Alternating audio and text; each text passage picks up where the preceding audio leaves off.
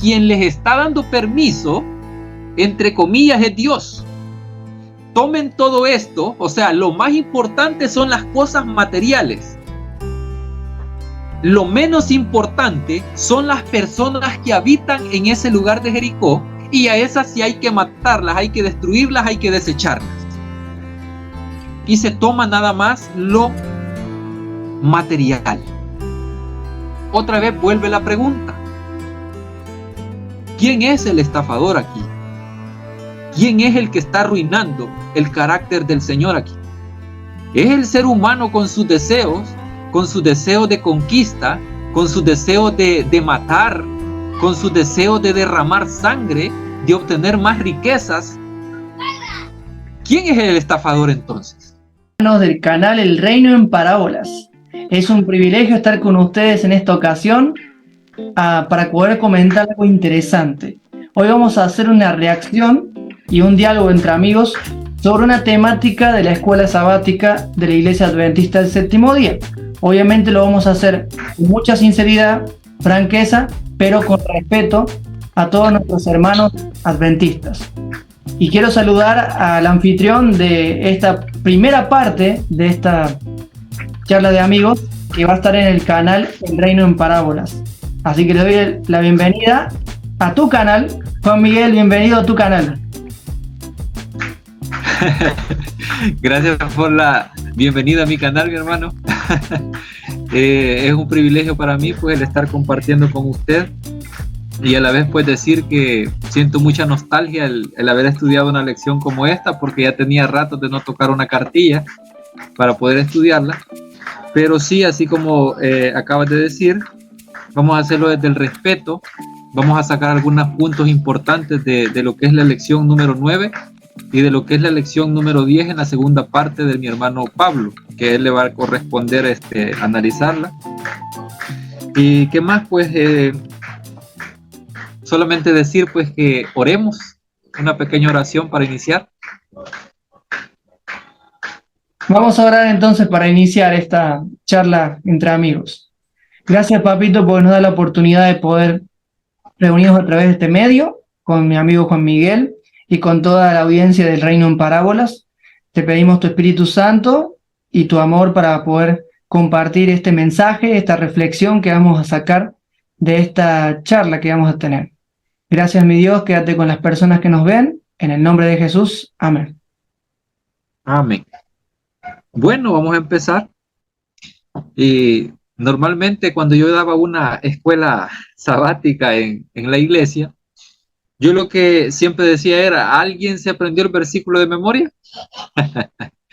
Y realmente solo había una persona que lo aprendía, tenía una buena memoria, el hermano, lo recuerdo muy bien. Y la lección número 9 comienza con un versículo en Lucas 12:15, y les dice de esta manera: Jesús, a algunos de los que estaban ahí, por cierto, eran personas que estaban queriendo que él repartiera las posesiones, y dice: cuidado, guárdense de toda avaricia, porque la vida del hombre no consiste en la abundancia de los bienes que posee. Este versículo incluso a mí me ha llegado a pensar, y también he visto sermones en donde se ocupa para decir que las personas den incluso más de lo que tienen. O sea, se ha llegado a malinterpretar de esa manera para poder pedir mucho dinero, e incluso hay personas que con ese propósito lo hacen para poder pedir más del diezmo que tiene que dar una persona. Entonces, aquí en esta lección no vamos a tratar de eso, pero como se trata de guardarse de toda avaricia, la avaricia de la que realmente deberíamos de guardarnos es no de la avaricia que posiblemente nosotros tengamos como seres humanos, sino de la avaricia que tengan otros seres humanos y se quieran adueñar de lo que a nosotros nos ha dado el Señor. En este caso son las cosas que posiblemente el Señor nos haya dado poco a poco a lo largo de los años, y con esfuerzo, claro, del trabajo también que el Señor nos ha propiciado a través de su bendición, nos ha costado obtener. Y luego imagínense que venga una persona avariciosa y a uno se le esté pidiendo o exigiendo el dar algo que posiblemente uno no tenga, entonces esto ya no está bien. A esto se le llama avaricia, es como un concepto que quiero dar por sentado. Y por cierto, en lo que es el primer párrafo, ahí siempre se cita un texto en donde dice, y este también lo ocupan las personas que están acostumbradas a condenar a otros por causa de su pecado, y es el texto que está en 1 Corintios 6 del 9 al 10, y ahí es el texto donde dice que no saben que los injustos no heredarán el reino de Dios. No hierren, o sea, no se equivoquen, dice Pablo, que ni los fornicarios, ni los idólatras, ni los adúlteros, ni los afeminados, ni los homosexuales, palabra agregada, ni los ladrones, ni los ávaros, ni los borrachos, ni los maldicientes, ni los estafadores heredarán el reino de Dios. Yo quiero detenerme acá un poco porque realmente este texto también se utiliza para, como acabo de decir, para acusar o para denunciar a todos aquellos que no van a entrar en el reino de los cielos. Claro, el que lo está denunciando, él sí se considera dentro del reino. ¿Por qué? Porque está dentro de la denominación en específico en donde él está asistiendo. Pero si nosotros nos ponemos a pensar, todas estas características de pecadores que están acá, más de alguna la está propiciando el hermano que está llevando a cabo esa denuncia. Yo no estoy diciendo que Pablo se haya autojustificado a sí mismo. Lo que estoy diciendo es que hay personas que toman este tipo de textos para poder denunciar a otros con respecto a su pecado, pero la gran viga que tienen atravesada en los ojos no la ven. Es lo mismo que dijo Jesús. Entonces, ¿por qué estoy recalcando esto? Porque aquí, al final del texto dice, ni los estafadores. Y como se trata de dinero, toda esta cartilla, en su mayoría, yo quiero preguntar algo. ¿Quién realmente es el estafador? El estafador es la persona que no entrega sus diezmos o sus ofrendas porque no le alcanza para darlo, o el que lo está exigiendo o lo está pidiendo bajo el texto de maldición de Malaquías. ¿Quién realmente es el estafador? Entonces, esto puede sonar muy duro, pero realmente estas palabras que dijo Pablo remarcan muchas cosas. Muchos se enfocan también en los homosexuales en este texto, aunque ese texto ha sido agregado ahí. Pero realmente lo que interesa acá dentro de esta cartilla y lo que se está tocando en este momento es con respecto a la avaricia. Cualquiera podría enmarcar este tema a una determinada persona, porque en la congregación siempre van a llegar personas de diferentes clases. Hay personas que tienen muchos privilegios, en este caso, cuando estoy hablando de privilegios, estoy diciendo que hay personas que tienen transporte, hay personas que no tienen, hay personas que a puras penas alcanzan para comprar frijolitos para poder estar comiendo. O sea, hay mucha infinidad de caracteres sociales o de estándares sociales en las iglesias. Y muchas veces eso se nos pasa por alto a nosotros. Y cuando un ser humano viene y lee estos textos que estamos leyendo aquí, inmediatamente se va a sentir condenado, aunque nosotros no se los estemos diciendo. En el día domingo hay una cosita que nada más quiero recalcar, y es con respecto al pecado original. Aquí en la lección dice que el pecado original es la codicia, pero realmente lo que entra primero en el ser humano no es la codicia, sino que es la duda insertada por la serpiente en el Edén. La duda de cómo era Dios y de cómo es Dios. Eso es el pecado original, en realidad. Esto lo digo para que mis hermanos que vean este video vayan y analicen ese texto y vean qué es lo que llega primero a la mente confundida de Eva. Porque eso es lo que se obtiene también. A raíz de la duda viene la confusión y comienza a decir palabras y a poner palabras que Dios nunca dijo, y eso es lo que hacen también los israelitas a lo largo del Antiguo Testamento, poniendo cosas que el Señor nunca hizo o palabras que el Señor nunca dijo, y ahora a nosotros nos ha traído bastante confusión. Pasando al lunes, solo quiero decir unas cuantas cositas con respecto al anatema que se menciona aquí. Un anatema es una persona que se excomulga de algún lugar, no es una maldición. Algunas personas creen que anatema eso significa, pero no es así.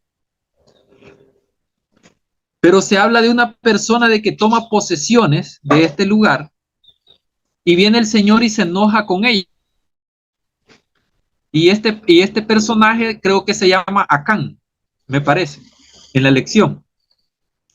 La cosa es que este personaje, después de la batalla que tienen en Jericó, toma posesiones de algunas cosas que él quiso tomar.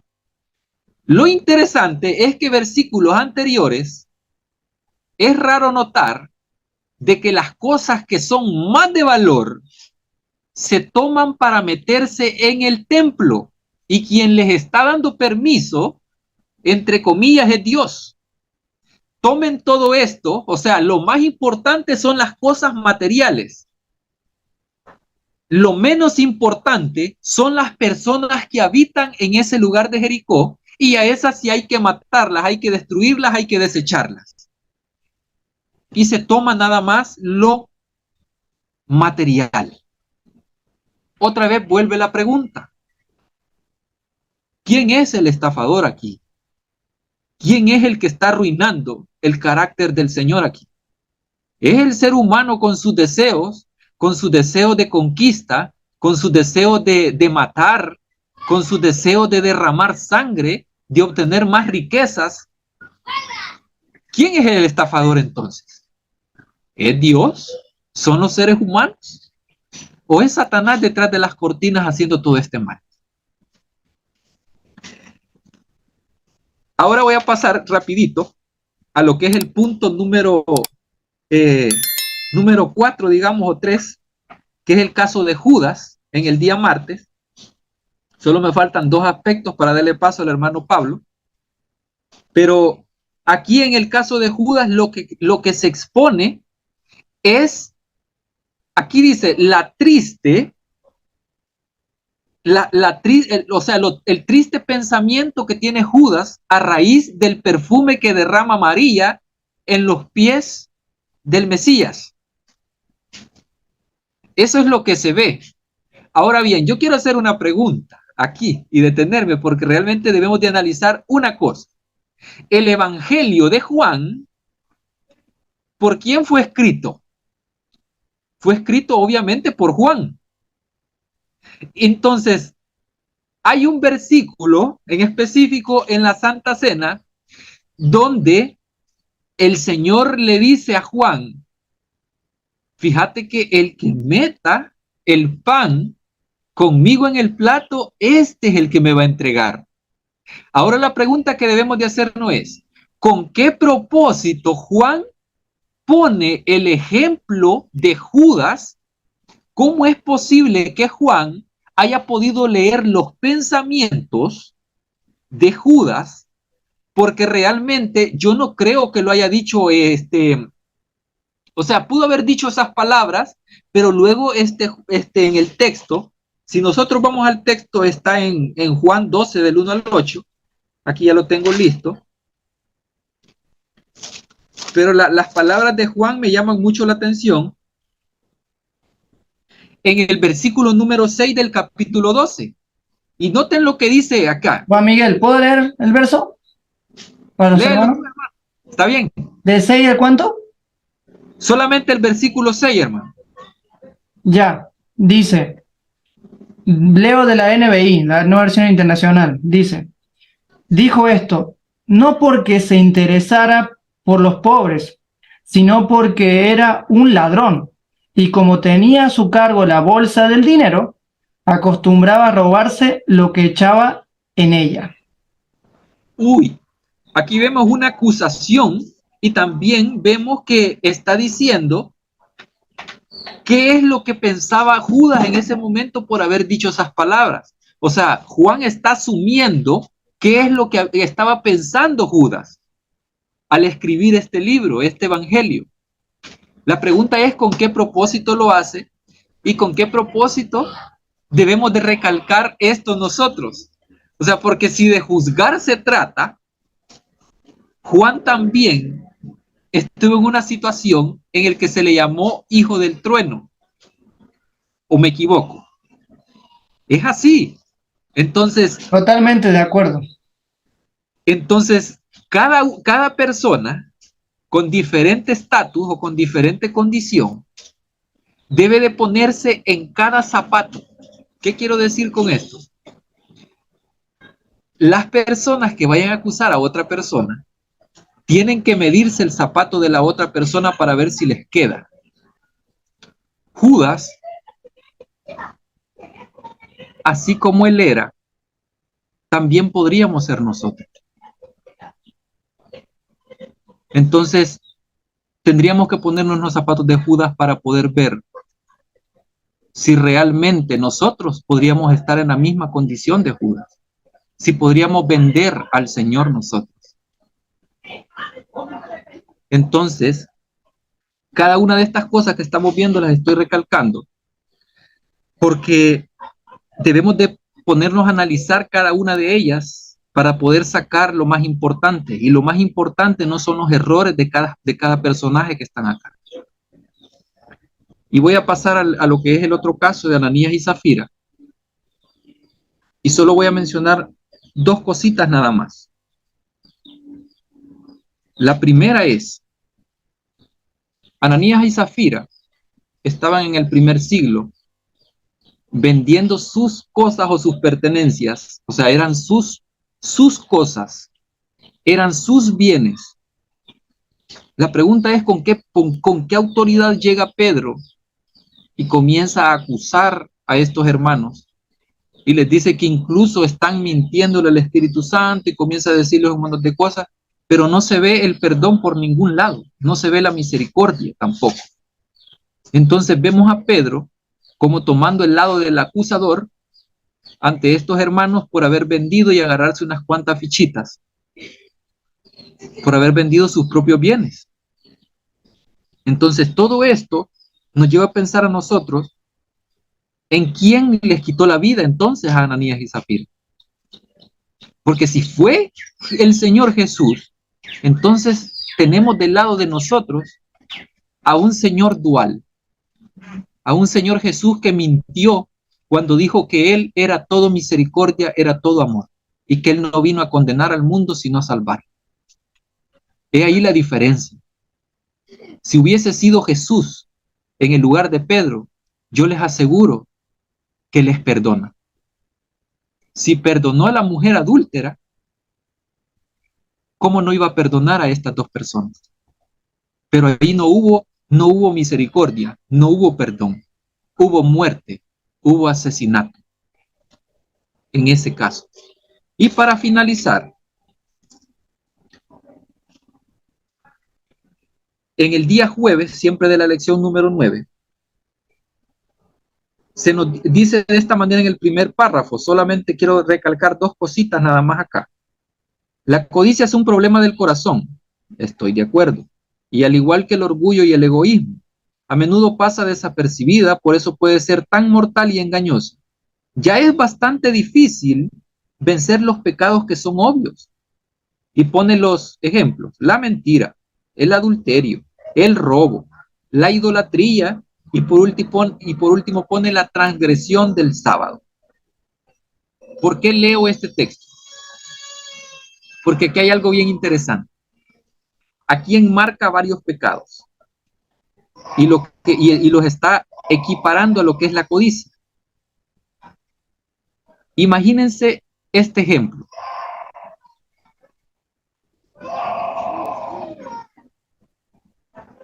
¿Qué es lo que le dicen a las personas que están trabajando en sábado? Hermano, búscate un mejor trabajo en donde te paguen mucho mejor y además de eso, te den los sábados. Pídele al Señor que te den un mejor trabajo. ¿Por qué mejor trabajo? Porque mientras más mejor es el trabajo, más mejor es la ofrenda y más mejor es el diezmo. Así son las cosas. Y el último punto deje el impío su camino, es una cita en Isaías 55 del 6 al 7. Está aquí en el último párrafo de la lección 9, siempre, del día jueves. Y dice así: deje el impío su camino y el hombre malo sus pensamientos y vuelva hacia el Señor, quien tendrá de él misericordia, y a nuestro Dios, que es amplio en perdonar. Y la pregunta viene: si el Señor es grande en misericordia y es amplio en perdonar, ¿por qué no perdonó a Ananías y Zafira? ¿Por qué no perdonó a aquel hombre que era Acab, me parece, que había tomado posesiones? ¿Por qué no lo perdonó? Y la pregunta es: ¿por qué ahora? Vamos a darle vuelta a la tortilla, como decimos en El Salvador. ¿Por qué ahora hay personas que se agarran mucho más que lo que se agarraron Ananías y Zafira? ¿Y por qué no caen muertos como en los tiempos de Ananías y Zafira, como en los tiempos del primer siglo? He ahí la diferencia, dándole vuelta a la tortilla. Si Dios es así, y así lo creo yo, que es grande en misericordia y es amplio en perdonar, porque es nuestro Padre y nosotros somos sus hijos, entonces, ¿quién es el que quitó la vida a esas personas allí? Los dejo ahí para que reflexionemos. Quiero comentar algo antes de pasar a la segunda, a la parte que me toca solamente comentar. Bueno, interesante análisis que está haciendo Juan Miguel, desde el respeto muy, muy claro, y también quiero comentar algo. Si nosotros leemos la última parte que habló nuestro hermano Juan Miguel, la Ananías y Zafira, luego de que mueren, lo siguiente que relata el autor, que es Lucas, de Hechos de los Apóstoles, que dice: y sobrevino un gran temor sobre la iglesia. Antes de los capítulos 2, 3, 5 incluso, no había temor, no había miedo. Empezaron a tener el temor. El temor fue lo que hizo que ellos empezaran a ver a un Dios de una manera diferente. Y lo que dice Pedro, si leen el pasaje, dice, cuando le dice a Ananías: ¿por qué Satanás ha llenado tu corazón? Es la pregunta que le hago a mis hermanos y hermanas. ¿Quién estuvo llenando el corazón de Ananías y también de Zafira? ¿Dios o Satanás? No sé si sabrán la respuesta, pero pueden meditarla. Cualquier cosa pueden dejar aquí también debajo en los comentarios, que debemos leerlo después de este mensaje. Y dejando en claro también de que lo que estamos haciendo es para que nosotros podamos tomar conciencia y razonar de lo que nos están enseñando o lo que enseñan en el folleto, si viene conforme a lo que trajo el Evangelio de Jesucristo y el mensaje que revela el carácter perfecto de Dios. Así que es algo que tenemos que considerar, mis hermanos. ¿Qué piensas, Juan Miguel, con respecto a lo que comenté? Pues la verdad, mi hermano, es que debemos de analizar también en qué clase de Dios es el que estamos creyendo. Si en un Dios que no tiene misericordia por un solo hierrito que nosotros tengamos, o en un Dios que es misericordia y que perdona incluso cada uno de los errores, y incluso el más, pero el más profundo que tengamos. O sea, ese sí es nuestro Padre, grande en misericordia. Amén, gloria a Dios. Muy bien, muchas gracias, Juan Miguel. Estamos muy contentos de comentar esta lección, por el hecho de que queremos ayudar a nuestros hermanos que puedan tomar conciencia en realidad de lo que está sucediendo dentro de la institución. No estamos hablando de personas, sino estamos hablando de la corporación, lo que está por encima de los hermanos que son trabajadores, que son sinceros y que también tratan de llevar una vida acorde a lo que el Señor nos ha enseñado. Pero quiero comenzar con lo siguiente. Voy a dividir esta parte en dos partes también, no en el video, sino en la explicación. Lo primero que vamos a hacer, y voy a pedirle a mi hermano Juan Miguel que nos ayude, es comenzar con 3 puntos que quiero destacar con respecto a versículos que están en la Biblia, con respecto a que lo que dice el tema de la lección. En ese sentido, quiero hacer lo siguiente. Quiero comenzar con la parábola del rico y Lázaro, que menciona la lección en el día domingo.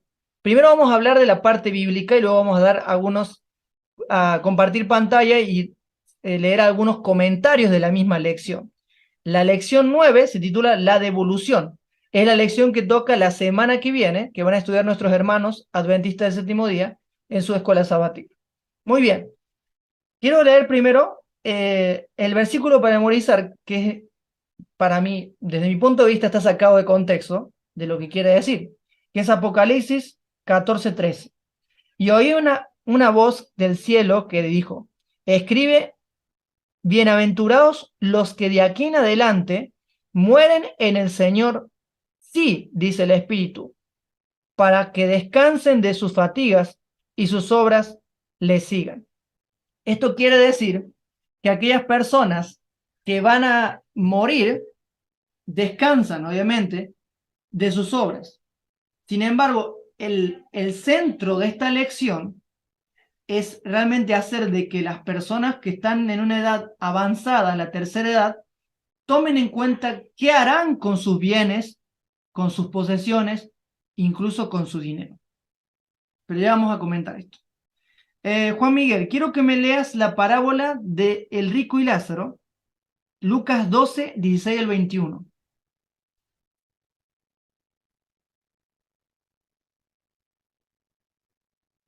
¿Lo tienes por ahí? Sí. Y les contó una parábola diciendo, la heredad de un hombre rico había producido una gran cosecha. Lucas 12 es, ¿verdad?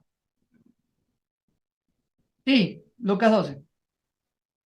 Esta no es la del rico y Lázaro, mi hermano, es la del rico insensato. Ay, sí, perdón, el rico insensato. Disculpen, hermanos. Y dice, y él pensó dentro de sí, ¿qué haré? Porque no tengo dónde juntar mis frutos. Y dijo, esto haré. Derribaré mis graneros, los edificaré mayores y allí guardaré todos mis frutos y mis bienes. Y me diré, muchos bienes tienes almacenados para muchos años. Reposa, come, bebe y alégrate. Pero Dios le dijo, esta noche vi pedir tu vida guardado. ¿De quién será? Así es el que hace tesoro para sí y no es rico en Dios. Bueno, el enfoque que le da el comentarista de la escuela sabática es acerca de, continuando con lo que hablamos en la parte 1, de la avaricia. Y que tengamos mucho cuidado con lo que hacemos con nuestros bienes. Lo que a mí me llamó la atención es que la pregunta que hace aquí es que, qué fuerte, dice la pregunta de la lección, qué fuerte reprensión le dio el Señor al hombre insensato. ¿Cómo debería interpelarnos esto con respecto a nuestra actitud hacia lo que poseemos?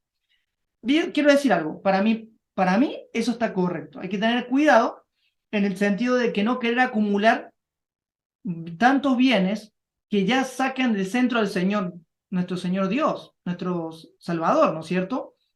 Pero aquí, lo que está aquí solapado es la manipulación de decirle a aquellas personas, abuelas, abuelos o personas que están llegando al final de su vida, que dediquen todo ese dinero o esos bienes para la iglesia, para la obra de Dios.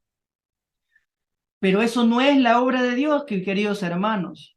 El concepto de iglesia que tenemos hoy en la actualidad es un concepto que viene del paganismo, que Constantino lo trajo a la luz, o mejor dicho, lo trajo a la existencia. Los primeros cristianos de los primeros siglos no iban a un templo, porque ellos entendían que el templo eran ellos. El apóstol Pablo en muchas ocasiones lo dice, ustedes son templo del Espíritu de Dios. Y a mí lo que realmente, queridos hermanos y amigos, fue lo que dice la pregunta del día domingo, que dice, más allá de la edad y la cantidad de dinero que tengamos, ¿Cómo podemos evitar caer en la trampa de este hombre? Pregúntate, ¿para qué estoy viviendo? O sea, que está haciendo sentir culpable a esta persona porque está viviendo para sí misma, según lo que ellos interpretan del verso. No, o sea, ¿está mal tener bienes, tener riqueza o no querer dar por alguna razón X que tenemos a la iglesia cierta cantidad de dinero? No, no está mal, porque nosotros tenemos libertad de hacer lo que queramos con nuestro dinero, porque trabajamos y hemos trabajado para eso, pero no tiene ninguna autoridad sobre mí, un líder religioso, para venirme a decir lo que yo tengo o no hacer con mi dinero, que yo trabajé con mucho esfuerzo y he hecho por muchos años, hasta incluso soy abuelito, y no tengo por qué dar, cuando realmente ya hay muchas personas que incluso he visto que donan cuando están a punto de morir a la institución. Pues yo no le llamo iglesia, perdónenme, yo no creo que es iglesia. Yo creo que es un edificio en el cual se usan para actividades eclesiásticas 2 o 3 veces por semana. La mayoría de los habitantes de ahí son los insectos. O en ese caso, si es que se tiene abandonado por mucho tiempo, otros ratones, ¿no? Pero bueno, no quiero que con eso piensen que yo digo que vayan y derriben todos. No, yo no digo nada, eso es cuestión de cada uno en su conciencia y con Dios. Pero aquí nos dicen que nosotros tenemos que tener cuidado en hacer riquezas. Lo malo de la riqueza es cuando tú amas el dinero, cuando tú no te preocupas por tu prójimo. El enfoque de Jesús en esa parábola es que tengamos cuidado con la avaricia, con acumular tesoros aquí en la tierra, creyendo que es nuestra felicidad. Lamentablemente, en una sociedad que vivimos, está acostumbrada al deleite por el materialismo. Y eso no es felicidad. Eso no es verdadera felicidad. Eso es lo que nos enseña Jesús con eso. No que tengamos cuidado que viene el fin del tiempo de gracia, que yo acumulé para este mundo y no para el reino. Pero hermanos y hermanas, ¿cuánta cantidad de dinero recibe la Iglesia Adventista del Séptimo Día por año? Ahora, pónganse a pensar, ¿no tendrán para seguir construyendo edificios que se usan como templos o esas cosas? O sea, pónganse a pensar, hermanos. Y lo digo con respeto, no lo digo para decirles que no, que están endemoniados o lo que sea. No, yo lo estoy diciendo desde el respeto.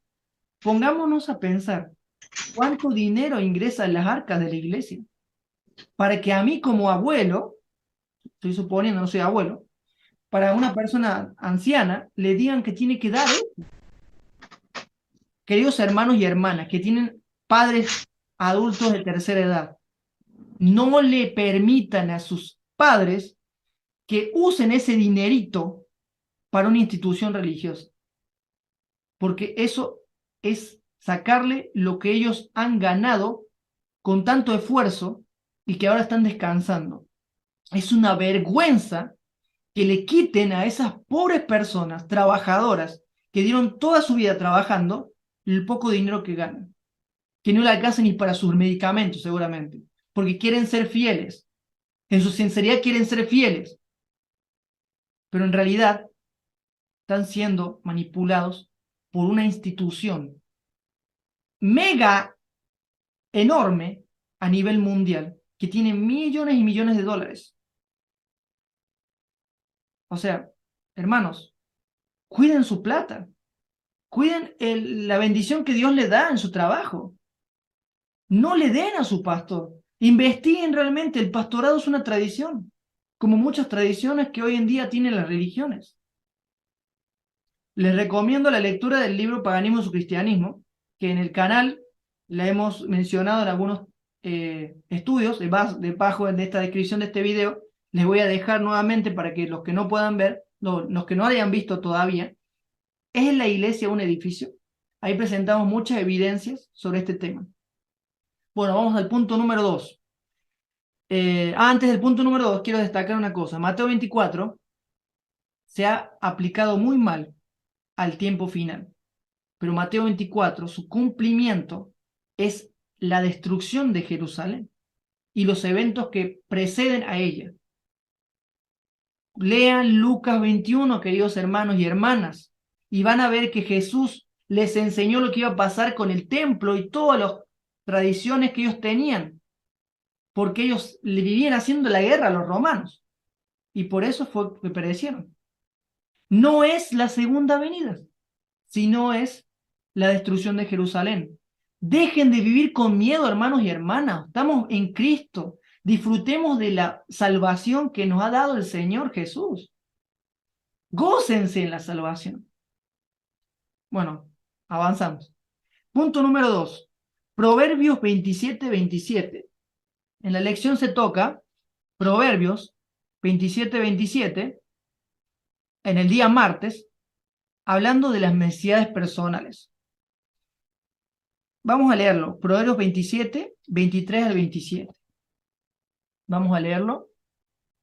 Aquí nos va a hablar de las necesidades personales. Es algo coherente que después de tantas cosas pedir, obviamente tienen que dejar hacer énfasis de lo que tienen sus gastos diarios y necesidades, ¿no es cierto? Proverbios 27, versículos 23 al 27. Voy a leer de la nueva versión internacional, que es la Biblia que estoy usando actualmente. Quizás su traducción en la Nueva Valera 60 puede decir otra cosa, o otras traducciones. Proverbios 27, 23 al 27. Miren lo que dice, hermanos. Asegúrate de saber cómo están tus rebaños. Cuida mucho de tus ovejas, pues las riquezas no son eternas, ni la fortuna está siempre segura. Cuando se limpian los campos y brote el verde, y en los montes se recoja la hierba, las ovejas te darán para el vestido, y las cabras para comprar un campo. Tendrás leche de cabra en abundancia, para que se alimenten tú y tu familia, y toda tu servidumbre. Interesante. Toda tu servidumbre en realidad tiene que decir esclavos. En el contexto hebreo, en la cultura hebrea, ellos tenían esclavos. No podemos aplicar literalmente un amén a esto, no podemos decir amén a todos, hermanos, porque acá está apoyando la esclavitud. Ah, no, pero no, está en la Biblia, pero hay cosas que están, pero que no fueron inspiradas totalmente por el Señor. ¿O acaso el Señor quiere esclavos? ¿O quiere que tengamos esclavos? Juan Miguel, ¿el Señor quiere que tengamos esclavos? Para nada, mi hermano, ¿Y por qué dice acá eso? porque quizás la percepción que tenían todas estas personas del Antiguo Testamento era esa. Realmente incluso los esclavos, que incluso se mencionan en los 10 mandamientos, porque ahí se menciona la palabra siervo, pero la palabra siervo como que la camuflan para no mencionar la palabra esclavo, porque en realidad eso significa, tenían la percepción de que esto era algo correcto. Incluso en el Nuevo Testamento, Pablo enmarca, creo que en el libro de Filemón, me parece, un aspecto como ese también. Y también le llama siervo a este siervo Filemón, pero realmente la palabra correcta ahí es esclavo también. Así que tenía una concepción muy arraigada a eso y ellos consideraban que era bueno tener esclavos también. Sí, es cierto, es cuestión de estudiarlo. Hermanos y hermanas, mi sugerencia para ustedes, no solamente estudien la Biblia, hay muchas evidencias, estudien la historia, estudien la arqueología, estudien el contexto cultural y hay muchas herramientas que tenemos hoy en Internet para investigar, ser verdaderos investigadores de las escrituras.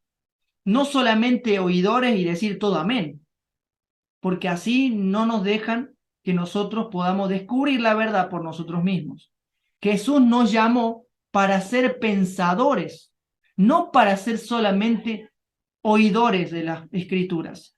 Y vamos a llegar al punto número 3, que quería llegar a lo interesante.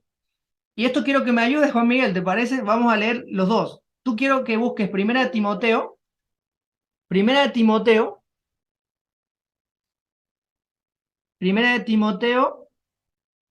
6:17 y Segunda de Corintios 4:18. Y yo voy a leer Proverbios 38 y Eclesiastés 5:10.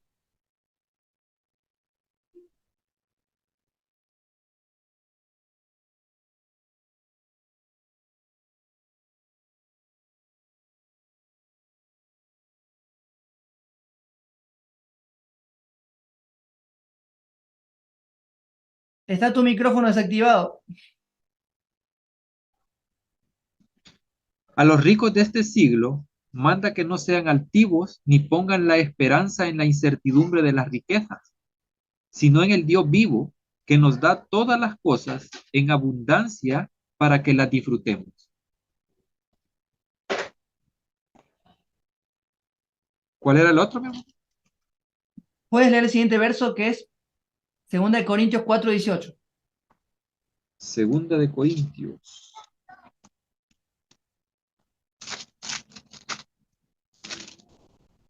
Dice así, fijamos nuestros ojos no en lo que se ve, sino en lo que no se ve, porque lo que se ve es temporal, pero lo que no se ve es eterno.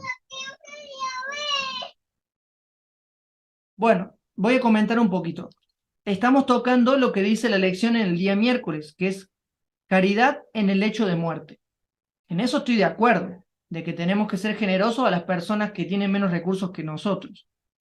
Pero me llama la atención, y realmente les voy a decir la verdad, me dio tristeza y un poco de indignación cuando lo leí, que dice, la pregunta del final del miércoles, bueno, es más, se la voy a compartir, acá se me dejan compartir pantalla, me esperan un poquito, voy a leerles de aquí, voy a proyectarlo aquí en pantalla para que lo podamos leer juntos.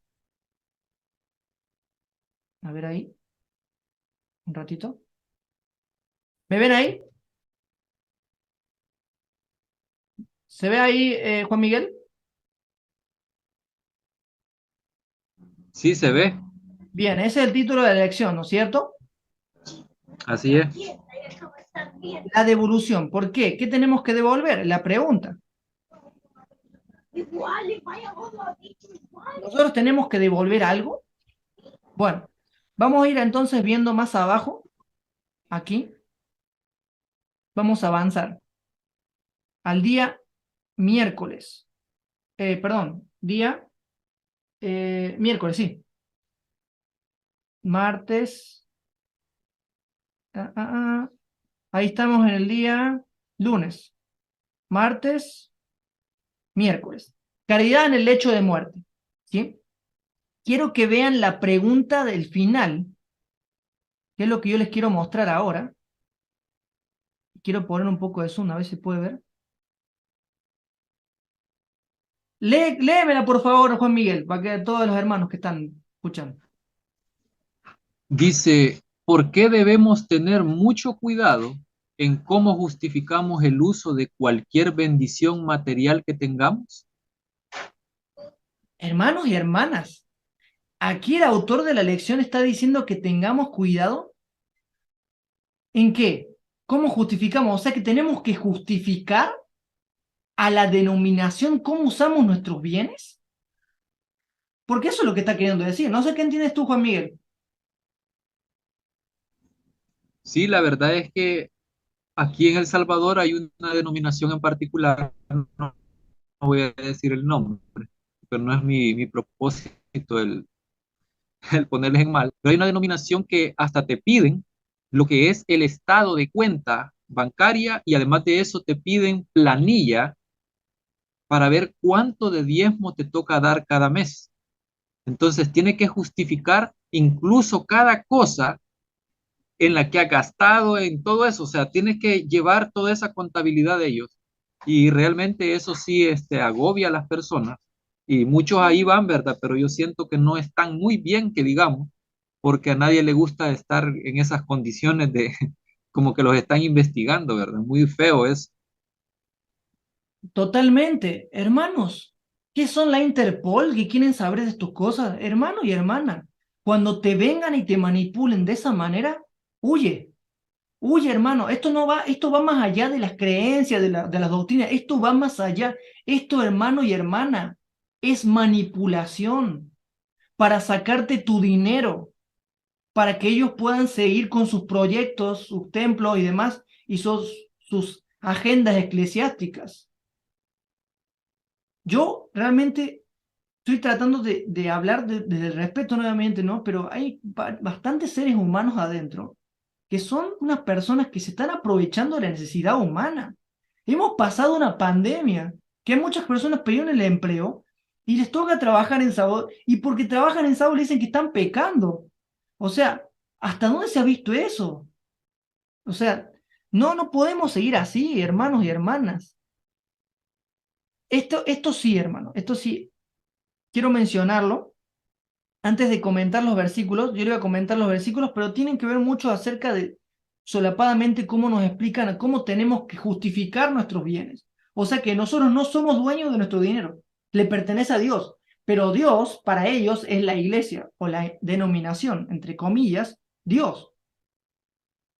Quiero que leas, mi amigo hermano Juan Miguel, esta lista que dice acá. ¿Qué dice? Hay muchas ventajas. ¿Puedes leerlo? Desde el punto número 1, ¿verdad? Sí, hay muchas ventajas en dar Hay, ahora, mientras vivimos. Estas son algunas. el donante realmente puede ver los resultados de la donación, un nuevo edificio de la iglesia, un joven en la universidad, una campaña de evangelización financiada y otros. El ministerio de la persona puede beneficiarse ahora cuando la necesidad es mayor. No hay peleas entre familiares o amigos después de su muerte. Da un buen ejemplo de valores familiares de generosidad y amor por los demás. Minimiza la consecuencia del impuesto al patrimonio. Garantiza que el donativo se haga a su entidad deseada, sin interferencia de tribunales ni familiares descontentos, o sea, evadiendo impuestos, ¿verdad?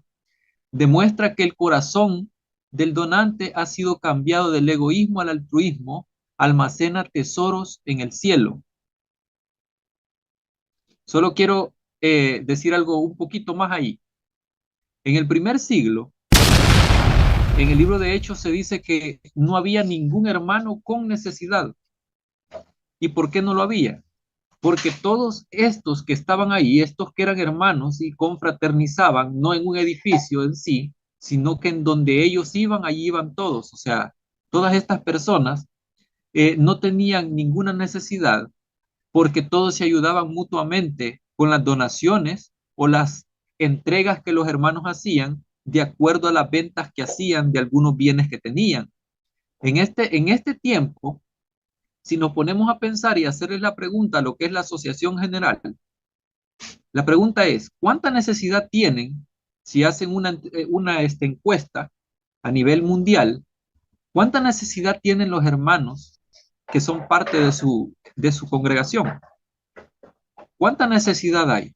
Y si la hay, quiere decir que el propósito original de la iglesia o el propósito original de esa comunidad no se está llevando a cabo como debería de ser.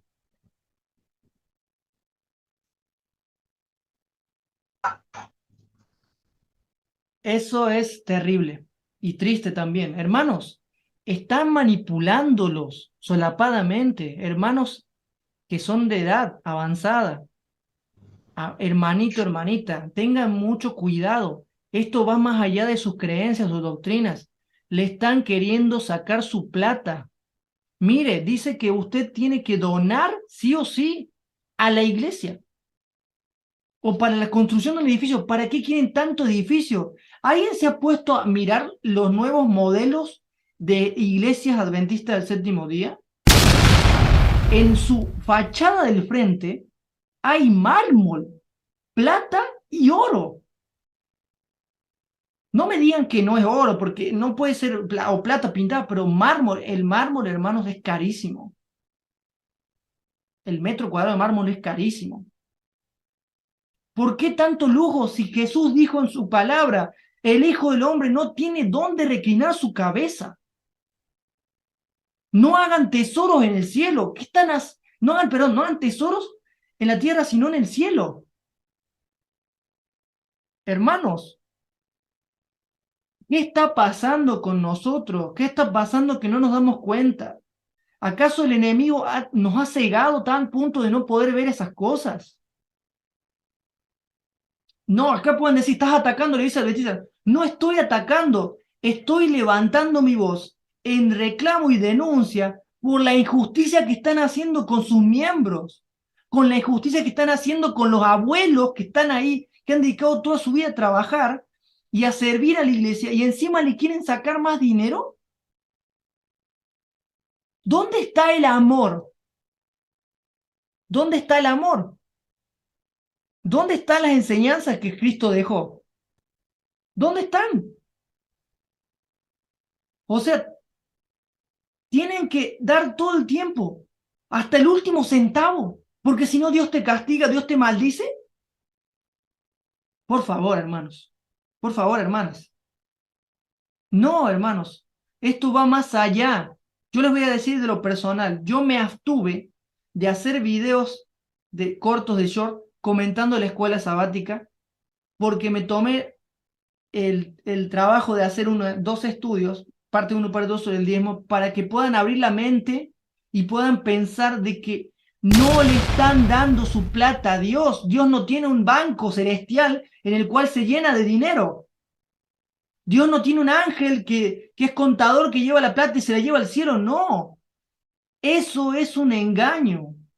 Eso es manipulación solapada. Eso no es lo que el Señor Jesús quiere de sus discípulos. Ellos no se dan cuenta porque están ciegos. Son ciegos que guían a otros ciegos, como dijo Jesús. Este pueblo de labios me honra, pero su corazón está lejos de mí. No quieren venir a mí para que tengan vida. Se enfocan en un libro, se enfocan en normas, se enfocan en una ley, pero no se enfocan en Cristo. Están rechazando al Salvador con estas actitudes. Así que vamos a seguir entonces. Bueno, dice 30, versículo 8. Entonces acá vamos a ver algo muy interesante. Está diciendo que es lo siguiente. Dice el versículo 8. Aleja de mí la falsedad y la mentira. No me des pobreza ni riqueza, sino solo el pan de cada día. O sea, que está diciendo que tú tienes que sacar de ti todo lo que tenga que ver con la falsedad y demás. ¿Pero qué están haciendo ahí con el folleto? Están demostrando otra cosa diferente. Y Eclesiastés 5, versículo 10, es aquella, fue escrito por Salomón, y Salomón fue un escritor que estaba en depresión cuando empezó a escribir ese libro. Pues ese libro, sí, un libro pequeño. Pero no podemos fundamentar eso para decir que tenemos que seguir dando. Y quiero comentar lo último, ya para llegar al final, que está en el día viernes, que dice así, preguntas para dialogar. Entonces aquí dice, aunque ahora podemos hacer tesoros en el cielo, ¿por qué eso no es lo mismo que tratar de conseguir o incluso comprar tu camino a la salvación? ¿Qué están haciendo? Yo me pregunto, ¿no están comprando acaso el camino a la salvación llevando el diezmo y ofrendas? ¿No le dicen que si no diezman se van a perder o van a ser destruidos? ¿Qué no nos damos cuenta? Y la siguiente parte dice, si bien debemos ser generosos al dar lo que tenemos ahora, también debemos ser sabios. ¿Cuántas veces hemos escuchado especialmente a los que ponen fechas pedir dinero porque tal o cual cosa, acontecimiento va a suceder de tal cual fecha, y cómo nuestro dinero será inútil para este entonces? Será mejor que lo enviemos a su ministerio ahora. ¿Cómo podemos aprender a discernir entre este engaño y las formas legítimas que podemos usar nuestro dinero aún ahora para la causa de Dios? Hermanos y hermanas, quiero terminar con lo siguiente. En el folleto de escuela sabática hay mucha manipulación, hubo desde el principio de este trimestre, y le están quitando la libertad a las personas.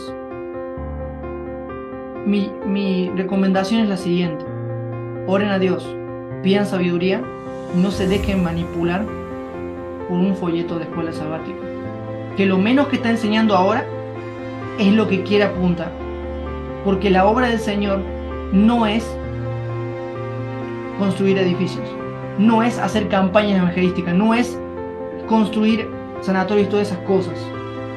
No digo que esté mal construir sanatorios, pero el dinero que se lleva se puede hacer para otras cosas. Tengámoslos en cuenta y bueno, esperemos que podamos tener en cuenta estas cosas. Desde mi punto de vista hemos presentado esto, deseamos que haya sido de bendición.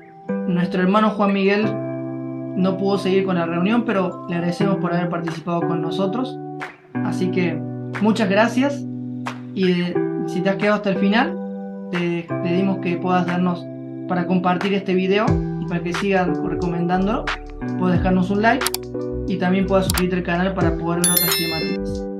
Deseamos que Dios te bendiga y recuerda siempre que Dios es bueno siempre y que Él no toma en cuenta tus pecados. Y por último, amigo y amiga, ten cuidado con que una denominación religiosa le quite la plata a ti y a tus padres. Tus padres no tienen ningún derecho ni obligación a darle una denominación, porque ya no tienen que deberle nada a Dios. Ya está todo pagado, o si hay alguna deuda, nunca hubo una deuda en realidad. Así que ten en cuenta eso. Que Dios te bendiga y nos vemos en una próxima ocasión.